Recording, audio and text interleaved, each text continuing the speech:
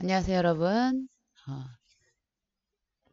tv모인이닷컴의 모입니다. 오늘은 마케팅 리서치에 대해서 또 알아보고자 하는데요. 실질적으로 이제 리서치 데이터를 가져와 가지고 이 데이터를 어떤 분석하는 과정이나 그 결과를 해석하는 것에 대해서 얘기를 할 건데, 일단 우리가 분석에 앞서서 기본적으로 우리가 알아야 될 것이 무엇이 있냐면, 척도라는 개념이라던가 측정이라는 개념 이런 것들을 알아야 되는데, 그런 것들도 먼저 이야기한 다음에 지금 여러분이 듣고 계시는 동영상 말고 다음 편에서 실질적으로 그 데이터의 결과를 가지고 얘기를 할 것입니다. 그리고 이 편에서는 좀 더 그 데이터 분석에 필요한 이론적인 얘기를 한번 해보도록 하겠습니다.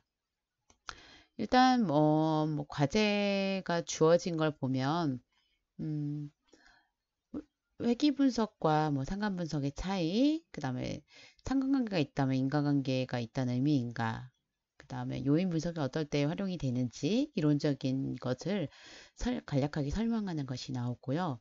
그 다음에 본격적으로 큰 번호 2번에서는 할당된 설문지나 데이터를 바탕으로 이제 실질적인 분석을 해서, 여기서는 이제 SPSS라던가 에이모스라던가 리즈렐이라던가 아니면 이뷰라던가 이런 어떤 통계 패키지가 아니라 우리가 흔히 많이 사용이 되는 엑셀을 가지고 한번 활용을 해보도록 하겠습니다. 그래서 데이터를 바탕으로 기술 통계 분석을 통한 해석을 해볼 거고, 그 다음에 분산 분석의 한 유형인 두 집단 간의 차이 분석을 해 볼 것이고, 그 다음에 그걸 바탕으로 또 상관관계와 그 다음에 이제 독립변수와 종속변수가 존재하는 회귀 분석을 행해 보도록 하겠습니다. 그렇다면 이런 것들을 하려면 기본적으로 이론적인 그 백업이 있어야 내가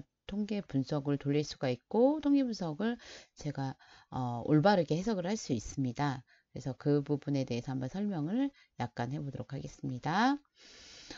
기본적으로 통계 분석의 기법에는 굉장히 많은 분석 기법들이 있습니다. 여러분들 뭐 엑셀만 들어가도 굉장히 많고, SPSS 이제 우리 마이크로소프트사에서 개발한 SPSS에만 들어가도 어마어마하게 많은 분석 기법이 있는데, 그 기법을 어떤 일정 기준에 따라 분류를 해본다면, 일단 첫 번째 조사 목적에 따른 분류를 해보면, 이 데이터를 조사해서 이용하는 목적이 기술적인 분석이냐, 즉 여기서 기술은 테크놀로지하다는 게 아니라 디스크리티브, 그러니까 설명, 뭔가 그 대상, 내가 데이터를 가져온 그 대상에 대한 어떤 특성을 설명해 주는 목적을 가지고 그 분석을 하느냐에 따라서 기술적 분석.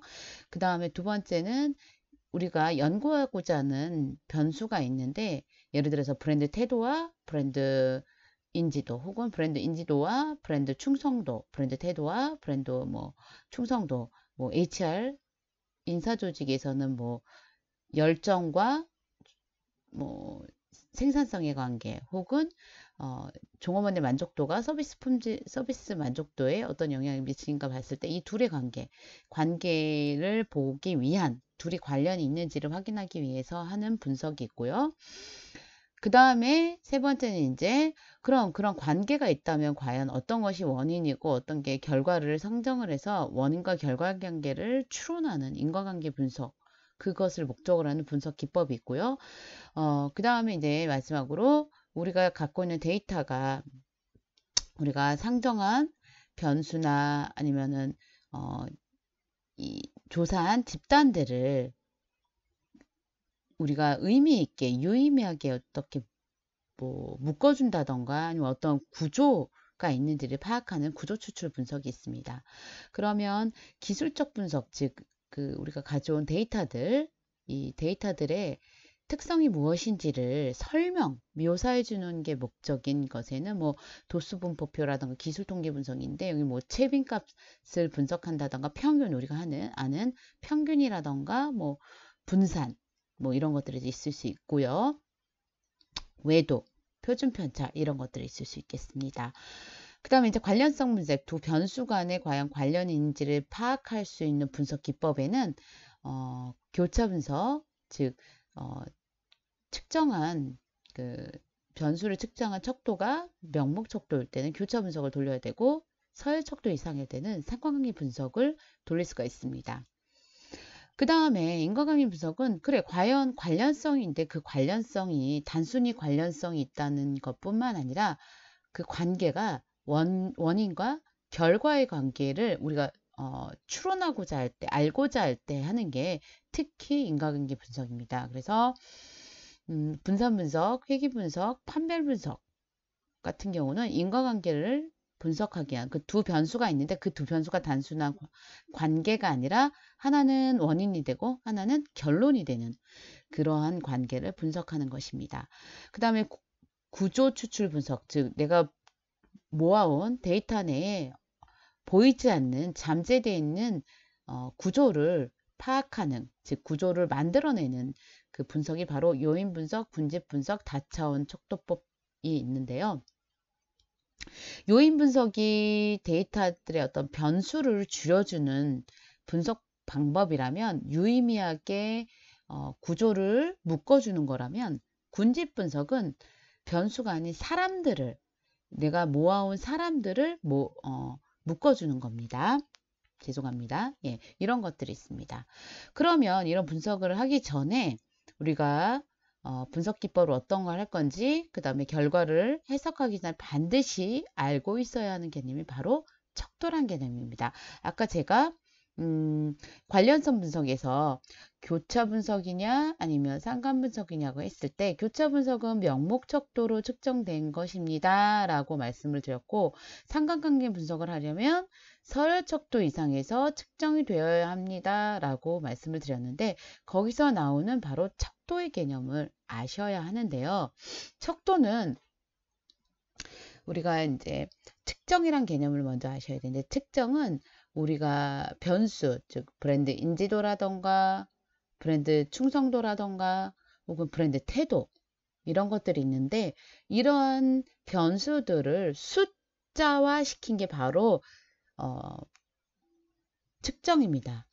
즉 내가 어떤 변수를 숫자로 표현하는 것이 바로 측정이라는 건데 예를 들면 몸무게라는 변수가 있어요. 그 몸무게를 측정한다는 얘기는 뭐냐면 제가 갖고 있는 몸무게를 어떻게 준 거예요? 숫자로 표현해 준 거야. 그게 바로 측정인 거죠. 요즘에 우리 코로나19로 체온을 측정해야 되는데 체온을 측정한다는 말은 뭐냐면 우리의 몸의 온도를 숫자로 표현한다는 거죠.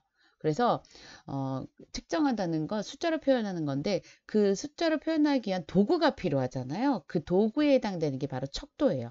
우리가 몸무게를 재기 위한 척도는 측정하기 위한 척도는 우리가 저울이 있고 체중계가 있고 온도를 체온을 측정하기 위한 척도는 도구는 바로 뭐가 있어요? 우리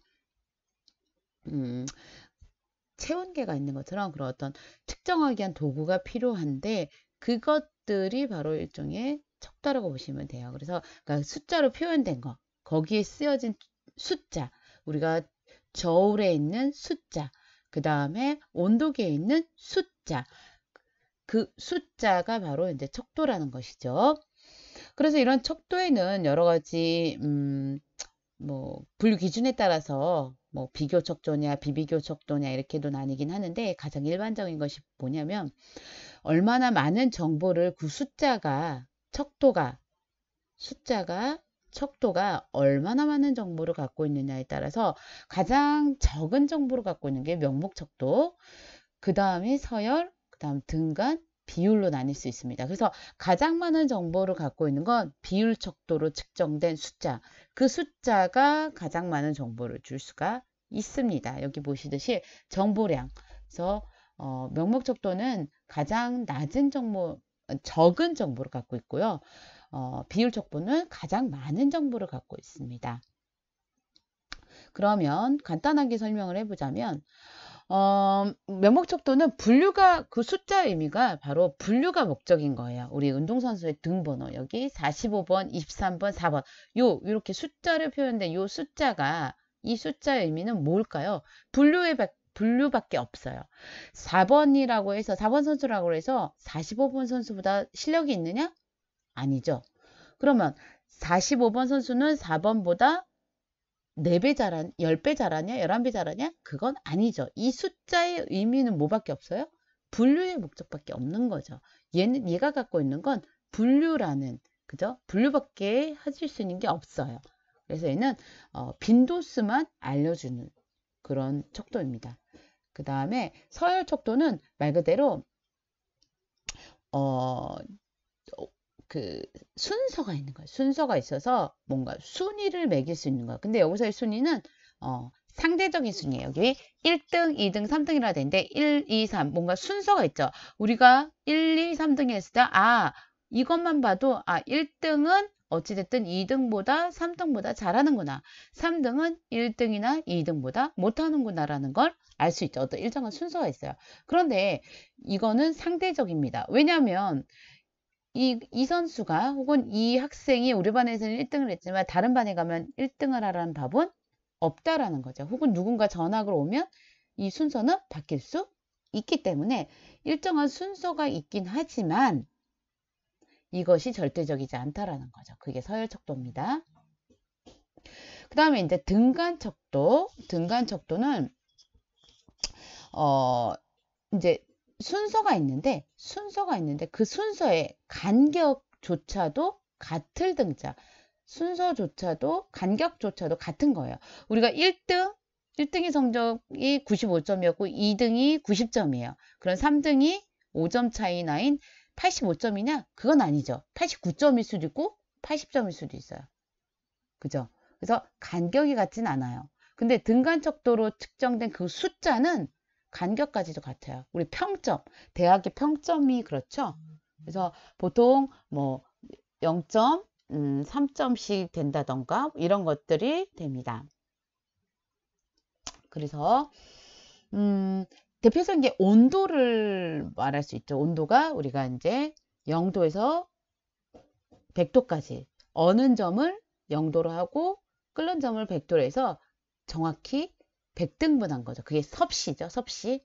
그래서 우리가 이 등간척도부터는 차이를 구분할 수가 있어요. 서열척도일 때는 1등과 2등 차이, 1등과 5등 차이를 말할 수 없죠. 예를 들어서 엄마 이번엔 내가 지난번에 1등 했다 이번에 5등 했어요. 그럼 4등이나 떨어졌네? 라고 말하진 않죠. 하지만 우리가 온도를 구분해서 온도 같은 경우는 간격이 같기 때문에 차이를 표현할 수가 있어요.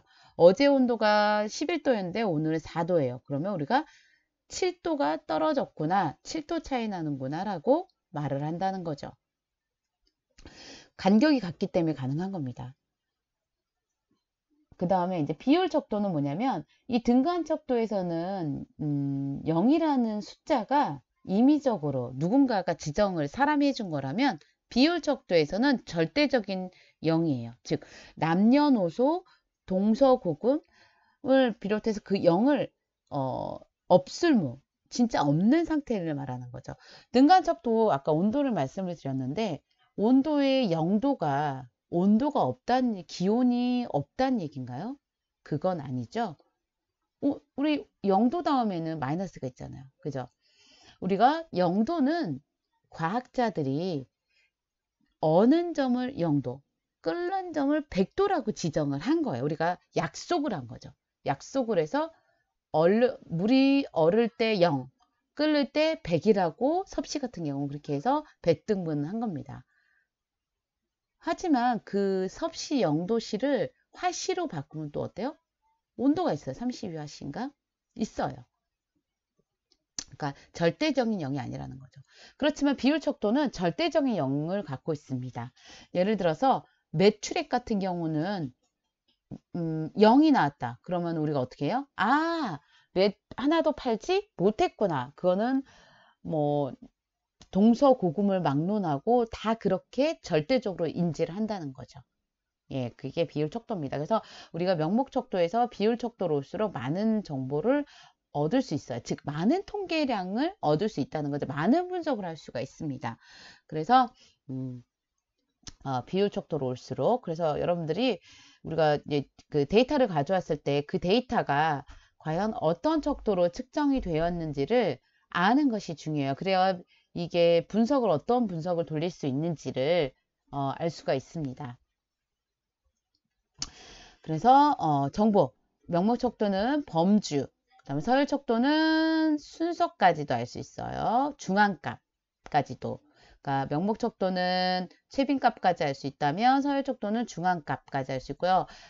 등간 척도는 최빈값, 중앙값, 중심 경향치에서는 평균이라던가 분산이라던가 이런 것까지 알 수가 있고 대부분의 등간 척도부터는 대부분의 분석 기법을 다 알 수가 있어요. 조합평균, 기합평균, 변동계수를 제외한 즉 절대 0점이 있는 비율 척도에 가서 구할 수 있는 조합평균, 기합평균, 변동계수 외에는 등간 척도로 측정되면 뭐든지 구할 수가 있어요.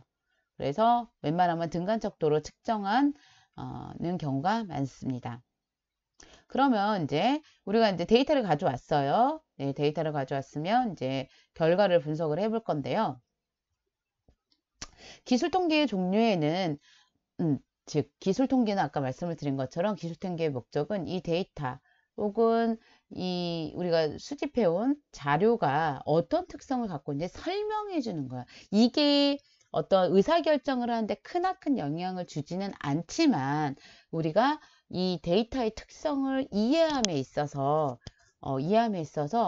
조금 도움이 되는 거죠. 물론 이제 나중에 우리가 그 분석을 돌렸을 때 그 분석이 안 나온다던가 혹은 한계점이 있다던가 이럴 때 이 기술 분석 결과를 가지고 또 연계에 대해서 설명을 하기도 하지만 기본적으로는 우리가 이 데이터의 특성을 좀 더 이해하기 위해서 기술 통계를 합니다. 그래서 크게 기술 통계는 자료의 중심이 어디에 모여 있느냐, 그 다음에 얼마나 자료들이 흩어져 있느냐 이런 걸로 보통 표현을 합니다. 그래서 자료의 중심에 대한 정보는 평균, 중앙값, 최빈값이 있고요. 흩어진 정도는 범위, 시험 범위하죠. 범위, 분산, 백분위수, 뭐 비대칭도 혹은 외도라고도 표현을 합니다. 이런 것들, 뭐 첨도도 있고요. 이런 것들로 우리는 이 데이터의 특성을 설명을 해주게 됩니다. 첫 번째, 그러니까 우리 데이터 표본의 중심에 대한 정보로 알 수 있는 게 평균, 중앙값, 최빈값이야. 우리 평균은 다 계산하실 수 있죠. 뭐 우리 모든 데이터를 다 더해서 n으로 나눠주는 그 값이고요. 중앙값은 우리가 순서대로 나열을 했을 때 가장 가운데 있는 값이에요. 그리고 최빈값은 뭐냐면 우리가 데이터가 있는데 그 중에서 가장 많은 것을 보이는, 예를 들어서 우리가 데이터를 모았는데 남녀가 있어요. 남자는 1, 여자는 2 했을 때 남자가 78, 여자가 20 그러면 최빈값은 남자인 1이 되겠죠. 그게 이제 최빈값인데 우리가 이 표본에 대한 중심 정보를 활용할 수 있는 건 우리 등간 척도로 측정된 경우에는 이 모든 값을 다 얻을 수가 있고요. 명목 척도로 측정된 경우에는 이 최빈값 하나만 얻을 수 있고 서열 척도에서는 최빈값과 중앙값까지 얻을 수 있습니다. 등간 척도 이상에서는 이 세 가지를 다 얻을 수 있고요. 그 다음에 자료가 흩어진 정도를 가지고 알 수 있는 건 분산의 루트를 씌운 표준 편차. 그죠? 예, 우리 각 데이터에서 각 개별치에서 평균을 뺀 값의 제곱을 한 거죠. 그 다음에 이제 범위는 최대값에서 최소값. 그죠? 우리가 가장 큰 값을 데이터 중에서 어떤 특정 문항에서 큰 값이 나온 것과 가장 적은 값이 나온 거, 요 차이를 보는 거고, 백분위수는 오름차순으로 정렬하여 백등분된 값을 말합니다. 그래서 뭐 이따 설명을 드리겠지만 뭐 내가 15%다 그럼 나랑 똑같거나 못하는 사람이 15% 분포가 있다는 거예요. 그 다음에 비대칭도는 외도라고도 하고 얼마나 우리 데이터들이 가운데 중심에서 기울어졌느냐. 보통 표준 정규 분포는 우리 종 모양으로 이제 좌우가 대칭이 돼 있어요. 그런데 오른쪽으로 기울어진 경우도 있고 왼쪽으로 기울어진 경우도 있는데 수치를 보고서 이 데이터들이 어디에 기울어져 있는지 알 수 있죠. 그래서 죄송합니다. 백분위수는 아까 말씀드린 대로 자료를 오름차순으로 했을 때 백등급은 한 값이에요. 그래서 여기 10백분이라는 것은 이 여기에 속한 사람들 연간 연봉이 74만 3,600원 74만 743만 6천 원보다 같거나 작은 사람들이 10%라는 거예요. 나머지 90%는 그 이상 받는다는 거죠. 여기 이제 99백분위를 보면 이제 연봉이 만, 10만, 100만, 1000만, 1억, 1000, 그죠? 만원. 이게 99분인데, 그러니까 이 사람들보다 같거나 작은 사람들의 비율은 99%고, 이 사람보다 높은 건 1%밖에 안 된다는 거예요. 아셨죠? 네. 이 백분위수는 이제 특히 이제 표준 정규 분포, 즉 양쪽에 골고루 분포가 된 그런 표본이 아니라 어느 한쪽에 이제 치우친 경향이 큰 경우 이제 백분위수를 가지고 활용하면 좋습니다.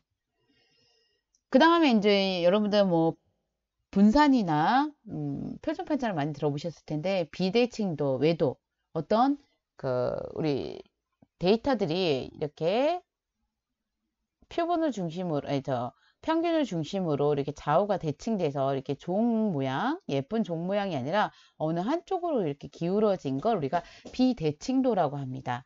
그래서 이제 우리가 나중에 데이터 분석 결과 플러스 값이 나오냐, 0에 가까우냐, 아니면 마이너스 값이 나오냐에 따라서 어느 쪽이 있는지 알 수가 있는 거예요. 0에 가까운 값이 나오면 데이터들이 평균을 중심으로 이렇게 표준 정규 분포처럼 평균을 중심으로 모여 있다는 걸 알 수 있고요.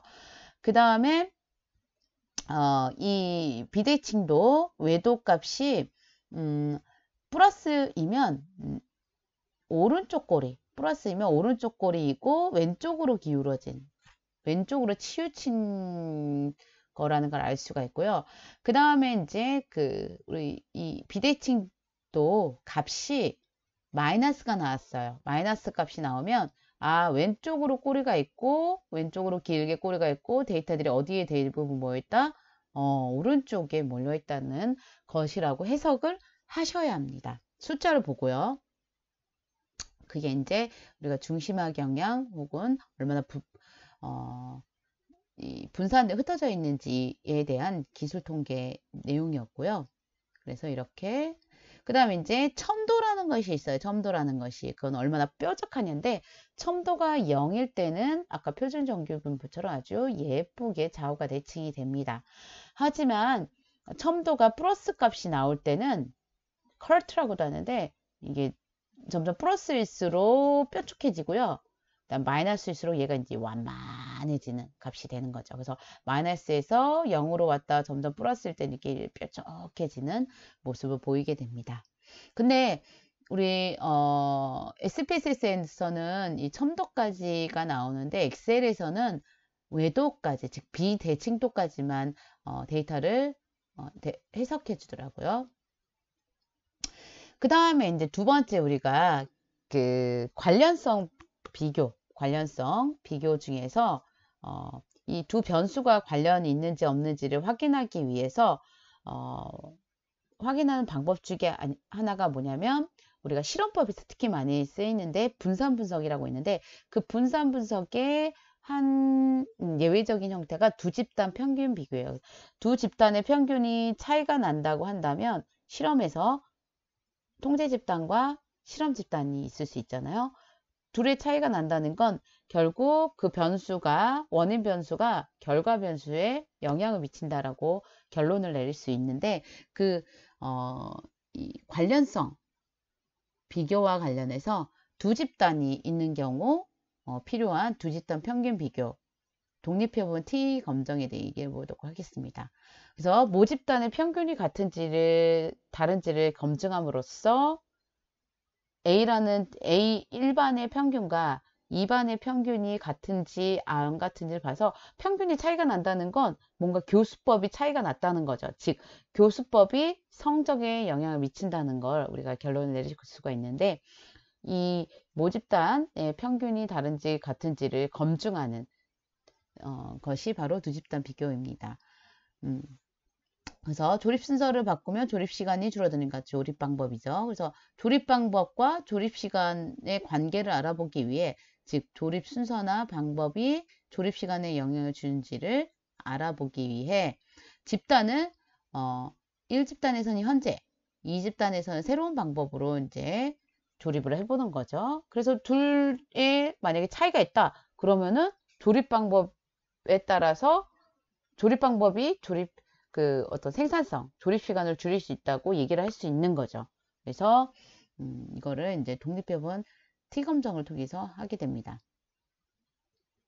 그 다음에 이제 관련성 분석과 관련해서 우리가 인과관계 분석을 하려고 할 때 특히 이제 독립변수와 종속변수가 많아지는 경우 회귀 분석을 돌리는데, 그 회귀 분석의 전제 조건이 뭐냐면 바로 상관관계가 있다는 겁니다. 즉 우리가 인과관계, 원인과 결과의 관계를 알아보려면 전제 조건은 뭘까요? 이 두 변수 간의 관련이 있다라고 출발을 해야겠죠. 두 변수가 아무 관련이 없는데 인과관계가 성립이 될 수 있을까요? 아니죠. 우리가 닭이 먼저냐 달걀이 먼저냐 이런 인과관계는 알 수 없지만 닭과 달걀은 서로 관계가 있다는 건 전제 조건이죠. 기본이죠. 우리가 생뚱맞게 달걀과 사자와 달걀이 먼저냐 사과가 아니죠. 사자가 먼저냐 이런 문제는 인과관계는 설정이 될 수가 없어요. 왜? 달걀과 사자는 아무런 관련이 없거든요. 달걀과 닭은 관련이 있어요. 그렇기 때문에 관련이 있다는 전제 하에서 어떤 게 원인이냐 어떤 게 결과냐라는 걸 우리가 얘기할 수 있는 거죠. 즉 우리가 회귀 분석, 인과관계를 분석하기 위해서 그 전 단계가 뭐냐, 두 변수 간에 혹은 여러 변수 간에 서로 관계가 있다는 걸 밝힐 필요가 있어요. 그게 바로 상관관계 분석입니다. 그래서 상관계수는 두 변수 혹은 여러 변수 간에 연관이 있는 정도를 이제 측정하는데, 상관계수는 보통 서열척도 이상부터 상관계 분석을 돌릴 수가 있어요. 상관계 우리 아까 명목척도로 측정된 그런 변수는 교차 분석을 돌려야 되고, 서열척도 이상에서만 우리가 상관계 분석을 기법을 활용할 수 있는데, 그래서 하여튼 어찌되었던 간에 서열척도 이상에서 측정된 그 변수 간의 관련 있는지 정도를 상관관계 분석을 통해 알 수 있는데, 그러면은 상관관계 분석을 통해 나오는 값이 뭐냐면 상관계수라는 correlation coefficient가 나오는데 R 값이라고 해요. 그냥 relationship이라고 생각하시면 돼요. R 값이 나오는데, 이렇게 여기 보시면 매장의 개수와 매출액이 이렇게 같이 움직이죠. 왜? 매장의 수가 늘어날수록 매출액이 늘어나는, 같이 움직이잖아요. 그죠? 늘어날수록 늘어나고, 이건 마이너스로 가서 얘도 작아지는. 그래서 이렇게 오른쪽으로 커지는 우상향은 정해상관관계라고 합니다. 그래서 A로 보시면 정해상관관계, 같이 움직이는 거예요. 플러스가 같이 올라가면 올라가고 내려가면 내려가고, 마이너스 관계는 이거는 올라가는데 얘는 올라가는데 얘는 줄어들고, 얘는 올라가는데 얘는 줄어들고, 그게 마이너스 관계인 거죠. 그쵸? 가격과 수요의 관계가 그렇잖아요. 가격이 올랐을수록 수요는 줄어들죠. 그 다음에 이제 여기는 이렇게 흩어져 있는 거, 이거는 우리가 관계가 없다라고 합니다. R 값이 거의 0에 가까운, 이게 관계가 없다고 얘기를 합니다. 그래서 아까 말씀드렸다시피 상관계수는 상관관계 정도를 말해주는 통계량이지만, 인과관계의 전제 조건이긴 하지만 여러분, 상관관계가 있다고 해서 무조건 인과관계가 있는 건 아니에요. 절대적으로 있는 건 아니고요. 인과관계에 가기 위한 어떤 전제 조건이라고 보시면 돼요. 여러 변수 간에 서로 관련성이 있다라고 얘기를 하는 겁니다. 그 다음에 이제 그 상관계수로 주어지는 게 스피어먼 상관계수, 피어슨 상관계수인데, 우리가 서열척도로 측정된 경우는 스피어먼 상관계수로 하셔야 되고, 등간척도 이상이다 그러면 피어슨 상관계수를 활용하시면 되는 겁니다. 강조하지만 상관관계는 두 변수 혹은 세 변수 그 이상의 변수 간에 인과관계가 있다라는 건 말해주는 건 아니야. 단지 관계가 있다. 키와 소득에 관계는 있는 것 같죠. 근데 어떤 게 원인이고 어떤 게 결과인지, 그죠? 닭과 달걀의 관계도 우리가 그렇게 말을 할 수 있는데, 그거는 왜 그렇게 우리가 인과관계를 추론하기 위한 조건들인데, 그거는 향후에 말씀을 드리도록 하겠습니다. 그 다음에 우리가 상관관계가 둘이든 셋이든 변수 간에 인과관계가 관계가 있다라고 우리가 확인이 되었어요. 그러면 어떤 게 원인인지 어떤 게 결과인지, 내가 원인 변수를 상정을 하고 결과 변수를 상정을 해서, 즉 원인 변수인 독립 변수가 결과 변수인 종속 변수에 어떻게 영향을 미치는지를 얼마만큼 영향을 미치를 알아보는 것이 바로 회귀 분석입니다. 그래서 회귀 분석은 종속 변수에, 즉 결과 변수에 영향을 미치는 독립 변수를 파악하는 게 목적이고, 그 다음에 관계가 어떤 관계인지 이제 얘기를 해주고, 그 다음에 더 나아가서는 우리가 회귀 분석을 돌리는 이유 중에 하나는 이제 기업의 실무적인 입장에서는 종속 변수 변화를 예측할 수 있다는 거죠. 우리가 회귀선이라는 걸 이끌어내게 되는데, 회귀선은 이런 거예요. 우리 중학교 때 여러분들 배우셨던 y는 ax 플러스 b. 그래서 x의 값이 우리가 광고비였다. 그럼 광고비를 내가 100억을 썼을 때 y, 즉 매출액이 얼마나 변하는지를 예측할 수 있다라는 거죠. 그 회귀식을 통해서. 네, 그래서 회귀 분석의 목적은 이런 것들이 있을 수 있겠습니다. 그리고 이제 여러분들 어떤 변수들 간의 관계를 알아보는 게 아니라, 얘는 이미 그 데이터들이 세팅이 되어 있어요. 그런데 거기서 내가 유의미한 패턴을 찾아내는 거예요. 예를 들어서 변수를 묶어준다던가, 아니면은 거기 데이터들의 사람들, 즉 표본들을 묶어주는, 사람들을 묶어주는 게 군집 분석이고요. 뭐 10대, 20대, 30대, 40대, 혹은 대형차 선호한 집단, 소형차 선호한 집단, 중형차 선호한 집단, 이런 것들을 군집 분석을 통해서 묻지 않아도 묶어주는 거예요. 소비자들한테 이걸 선호하나요? 묻지 않아도 군집 분석을 통해서 그걸 찾아내는 거예요. 묶어주는 거예요. 대형차 선호 집단, 소형차 선호 집단, 데이터를 기반으로 묻지 않아도. 요인 분석도 마찬가지예요. 내가 그런 어떤 변수를 묻지 않았지만 내가 물어본 변수들을 바탕으로 어떻게 하는 거냐? 유의미한 어떤 묶음을 찾아내는 거예요. 그래서 변수를 줄여주는 거예요. 변수를 줄여주는 게 바로 요인 분석입니다. 그래서 변수들 간에 공통적으로 작용하는 어떤 내재적인 공통 요인을 찾아내서 변수들을 묶어주는, 그게 요인 분석입니다. 그래서 우리가 여러 변수들을 다 설명할 수도 있겠지만, 좀 공통적으로 있는 것들로 묶어줘서 퉁퉁퉁 이렇게 묶은 형태를 가지고 새로운 해석을 할 수가 있어요. 예를 들어서 우리가 수능이 얼마 안 남았는데 수능을 보는데, 수능의 과목은 굉장히 많을 거예요. 그쵸? 뭐 수학도 보고 물리도 보고 화학도 보고 뭐 국어도 보고, 국어에서도 여러 가지가 있죠.